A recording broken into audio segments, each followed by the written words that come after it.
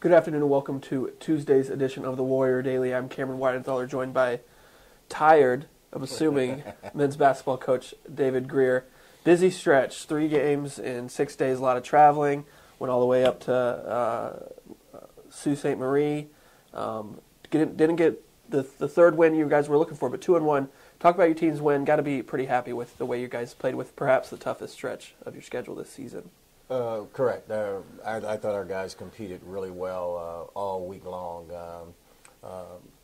Being that Shane had turned his ankle against Northern Michigan in a Northern Michigan game and hadn't practiced one day, so was in a boot and just played in the games, and I thought he played extremely well under the circumstances. I think it caught up with him a little bit last night in the Lake Superior game, but overall we've been getting some good performances from some guys that I knew all along could do it, and now they're just stepping up and doing it, and that'd be Gerald Williams-Taylor and Clark Bishop. Those guys are playing outstanding now.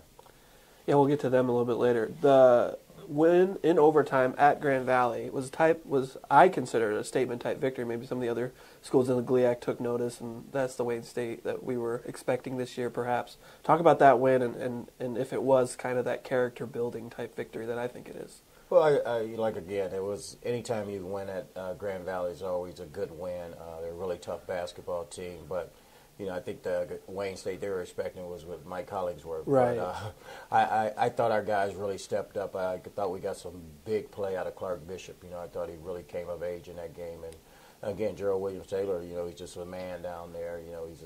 He's always undersized in the post, and he does a great job of drawing fouls and getting to the free throw line. Very physical game. Both teams played outstanding defense, and Grand Valley, give them a lot of credit. They made some big plays to even get it in overtime, and our guys hung on there. Yeah, a few of those guys that you talked about, Clark Bishop as a freshman led 18 points at Grand Valley on the road in an extremely hostile environment. Gerald Williams-Taylor banging in the paint, and Brian Coleman only had 4 points, but he played 45 minutes and he kept Carbajal quiet the second half because it looked like Carbajal was going to go off there at the beginning of the game. Talk about some of the individual standouts. Well, again, I thought Shane Phillips was outstanding in that game. He only had 4 points, and Brian Coleman only had 4 points. Yeah. So I think it's a thing where Brian and Shane are starting to trust their teammates a little bit and know that those guys don't have to score 20 points for us to win. And again, I thought our defense was really good. Grand Valley's defense was really good, so we had to be. And again, it was, like I said, a good atmosphere, and it's always a tough physical game when you play Grand Valley. Yeah, that first half resembled like a WWE cage match there for a little bit.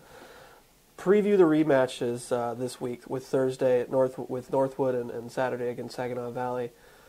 Split with them on the road. Talk about them coming to our place. Okay. Before we get to that, I thought the guys played extremely well against a very good Ferris team. Yeah, another win. Ferris is really athletic. They have the majority of their team back. Again, they have switched coaches, assistant coaches has taken over, but I thought our guys played an outstanding second half, and again, we got some big performances out of Gerald Williams-Taylor and Clark Bishop. Those guys played extremely well. Brian Coleman had a really good second half. So again, I thought our guys defensively was outstanding in both of those games. But second time around, the good thing about it is you don't have to do a whole lot of scouting. You played the team one time, and they come quick. Yeah. But Northwood's a very good basketball team, one of the better teams in the league. They're very physical. They smashed us the first time around on the inside. Both their big guys had double-doubles, so it starts right there. We just got to do a good job of keeping them off the boards. They're one of the top rebounding teams in the league, and if we can do a decent job on the boards, I think we'll be right in there in the end. But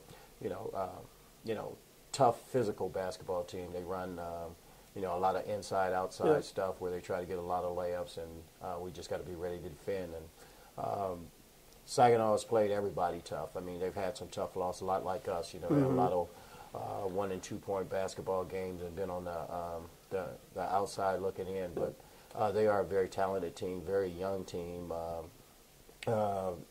Damon Bozeman is an outstanding scorer, very streaky shooter, and once he get it going, he's a handful to get going. But looking forward to both of those ball games this week. Like I said, a little bit tired, a little bit beat up here, but good thing about it, we get them at home. Yeah, get them at home and hope to improve your postseason chances with these with a couple victories. Thanks for the time, Coach. Thanks, Cameron. Thanks for watching this edition of the Warrior Daily. We hope to see everybody inside the Math Eye Thursday night and Saturday afternoon for men's basketball.